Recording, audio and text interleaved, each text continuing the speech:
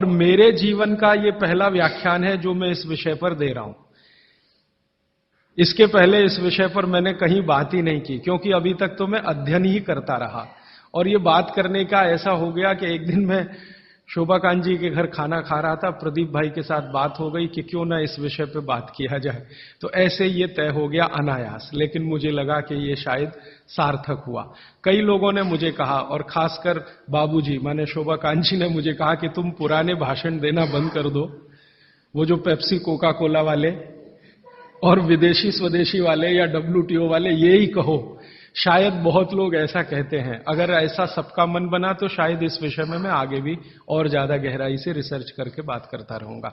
तो अब तक हमने 3 दिन की व्याख्यानमाला पूरी की है, आज चौथा दिन शुरू हो रहा है। तो कल तक के जितने सूत्र थे वो एक बार मैं आपको दोहरा दूं ताकि आपको याद हो जाए।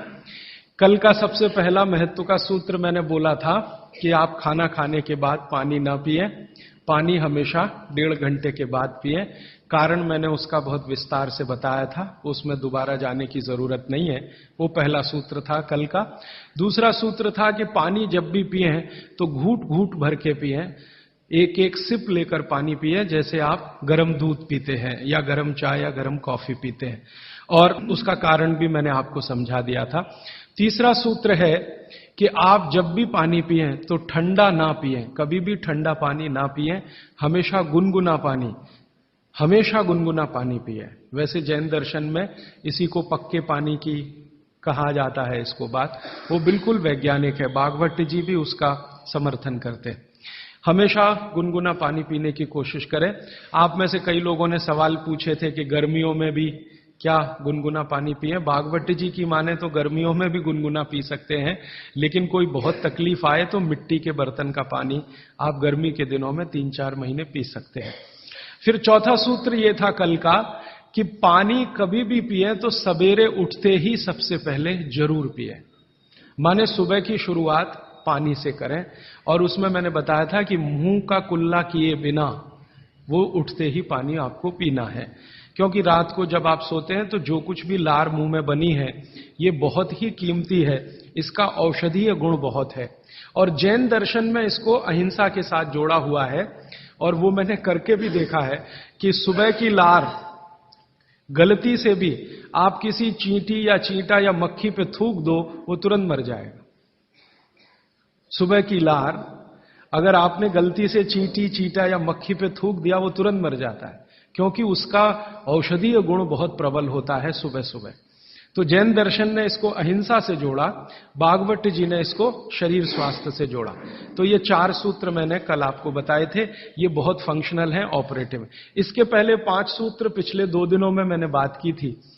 आने वाले शायद एक दिन मैं सब सूत्रों को फिर से रिपीट कर दूंगा ताकि आपको भूलने ना पाए, आसानी से याद हो। अभी मैं आगे बढ़ता हूं। कल के सूत्र को आगे बढ़ाते हुए मैं एक सूत्र आपके सामने रख कहता हूं। भागवत जी कहते हैं बहुत गहरी बात। वो ये कहते हैं, ये साध्वी जी हैं इसलिए मुझे आज कहना बहुत उपयोगी भी लग रहा है इस सूत्र का। मैं सोचा था कि कल कहूंगा, लेकिन आज कह रहा हूं। भागवत जी कहते हैं कि जब आप भोजन करें कभी भी, तो भोजन का समय थोड़ा निश्चित करें। भोजन का समय निश्चित करें, ऐसा नहीं कि कभी भी कुछ भी खा लिया। हमारा ये जो शरीर है ये कभी भी कुछ भी खा लेने के लिए नहीं है। इस शरीर में जठर है, मैंने आपसे कहा, उसमें अग्नि प्रदीप्त होती है। तो भागवत जी कहते हैं कि जब जठर में अग्नि सबसे ज्यादा तीव्र हो, उसी समय भोजन करें तो आपका खाया हुआ एक एक अन्न का हिस्सा पाचन में जाएगा और रस में बदलेगा, और रस में से मांस, मज्जा, रक्त, वीर्य, मल, मूत्र, मेद और आपकी अस्थियां, इनका विकास होगा। तो कभी भी कुछ ना खाएं। ये पद्धति भारत की नहीं है, ये यूरोप की है। यूरोप में डॉक्टर्स हैं, वो हमेशा कहते हैं कि थोड़ा थोड़ा खाते रहो, कभी भी खाते रहो। हमारे यहां ये नहीं है, थोड़ा थोड़ा खाते रहो, कभी भी खाते रहो। आपको दोनों का अंतर समझाना चाहता हूं। भागवत जी कहते हैं कि खाना खाने का समय निर्धारित करें, और समय निर्धारित होगा उससे जब आपके पेट में अग्नि की प्रबलता हो, जठर अग्नि की प्रबलता हो। भागवत जी ने इस पे बहुत रिसर्च किया, और वो कहते हैं कि 1.5-2 साल के रिसर्च के बाद उनको पता चला कि जठर अग्नि कौन से समय सबसे ज्यादा तीव्र होती है। जठर अग्नि कौन से समय सबसे ज्यादा तीव्र होती है? तो वो कहते हैं कि जब सूर्य का उदय होता है, सूर्य का जब उदय होता है तो सूर्य के उदय होने से लगभग 2.5 घंटे तक जठर अग्नि सबसे ज्यादा तीव्र होती है। सूर्य के उदय होने से, सूर्य का उदय होना आप चेन्नई के हिसाब से सोच लीजिए, मान लीजिए 7 बजे, तो 7 बजे से लेकर 9:30 बजे तक जठर अग्नि सबसे ज्यादा तीव्र होगी। हो सकता है यही सूत्र अरुणाचल प्रदेश में मैं बात करूं तो वो 4 बजे से 6:30 का समय आ जाएगा, क्योंकि अरुणाचल प्रदेश में सूर्य 4 बजे निकल आता है। अगर मैं सिक्किम में बात करूंगा तो और 15 मिनट पहले हो जाएगा, और यही बात अगर मैं गुजरात में जाकर करूंगा तो आपसे समय थोड़ा भिन्न हो जाए। तो सूर्य के साथ इसको ध्यान रखें। तो सूर्य का उदय जैसे ही हुआ उससे अगले 2.5 घंटे तक जठर अग्नि सबसे ज्यादा तीव्र होती है।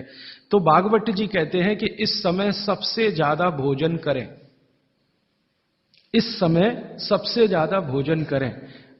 वो तो एक जगह यहां तक कह देते हैं कि आप अगर संभव हो तो 9:30 बजे के अंदर ही लंच करें,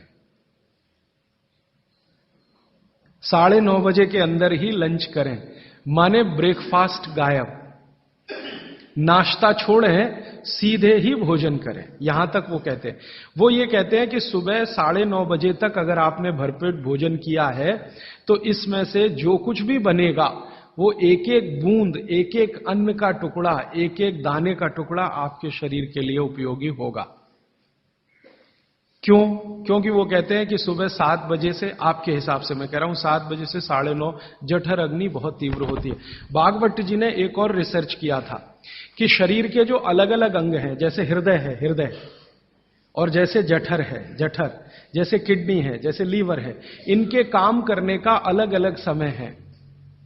जठर अग्नि के काम करने का सबसे अच्छा समय है 7 से 9:30, सूर्योदय से 2.5 घंटे तक। फिर इसी तरह से हृदय, हृदय के काम करने का समय है सबसे ज्यादा ब्रह्म मुहूर्त से 2.5 घंटे पहले। ब्रह्म मुहूर्त आप समझते हैं 4, 4:30, तो 2, सवा 2 बजे, 1:30 बजे से लेकर 4 बजे के बीच में हार्ट सबसे ज्यादा सक्रिय होता है, और सबसे ज्यादा हार्ट अटैक उसी समय में आते हैं। किसी भी डॉक्टर से पूछ के देख लीजिए, क्योंकि हृदय जब सबसे ज्यादा सक्रिय होगा तो हृदय घात भी उसी समय होगा। इसलिए 99% हार्ट अटैक अर्ली मॉर्निंग्स में ही होते हैं, क्योंकि हृदय के काम करने का उस समय सक्रियता सबसे ज्यादा है। इसी तरह हमारा लीवर है, इसी तरह किडनी है। इसकी पूरी एक सूची मैंने बनाई है, बाहर पुस्तकों में है, इसलिए विस्तार में मैं नहीं जाता। संकेत के लिए आपसे कह रहा हूं कि हर शरीर के अंग का काम करने का एक निश्चित समय है, प्रकृति ने तय किया है, उसको भगवान ने तय किया है। तो आपका जठर अग्नि है, ये सबसे अच्छा 7 से 9:30। तो आप भरपेट खाना खाइए, ठीक है। फिर आप बोलेंगे जी दोपहर को भूख लगी तो थोड़ा और खा लीजिए, लेकिन भागवत जी कहते हैं कि सुबह का खाना सबसे ज्यादा, अगर आज की भाषा में मैं कहूं तो आपका जो ब्रेकफास्ट है ना, वो हैवियर से हैवियर होना चाहिए, भारी से भारी ब्रेकफास्ट। जितना खाते हैं ज्यादा भी खा लीजिए, कोई फर्क नहीं पड़ता। सुबह के नाश्ते में भरपेट खाइए।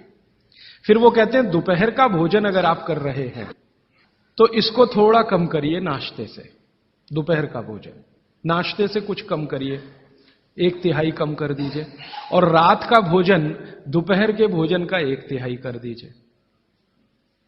अब सीधे से मैं कहता हूं, अगर आप सवेरे 6 रोटी खाते हैं तो दोपहर को 4 ले लीजिए और शाम को 2 ले लीजिए। अगर आपको आलू का पराठा खाना है या गोभी का पराठा खाना है, आपकी जीभ स्वाद के लिए मचल रही है, तो भागवत जी कहते हैं कि सब कुछ सवेरे खाओ। आलू का पराठा भी खाओ, गोभी का पराठा भी खाओ, मूली का पराठा खाओ, जो आपको खाना है। हालांकि जैन है तो आलू का पराठा तो निषिद्ध है, मूली का भी निषिद्ध है आपके लिए। फिर अगर जो जैन नहीं है उनके लिए आपको जो ज्यादा अच्छा लगता है खाने में, मैं आपको एक वाक्य में कहता हूं, जो चीज सबसे ज्यादा पसंद है वो सुबह खाओ। रसगुल्ला पसंद है तो सुबह खाओ, रबड़ी खानी है तो पसंद है तो सुबह खाओ, जलेबी खानी है तो सुबह खाओ, इमरती खानी है तो सुबह खाओ। जो भोजन आपको सबसे ज्यादा पसंद है वो सुबह खाओ, पेट भर के खाओ।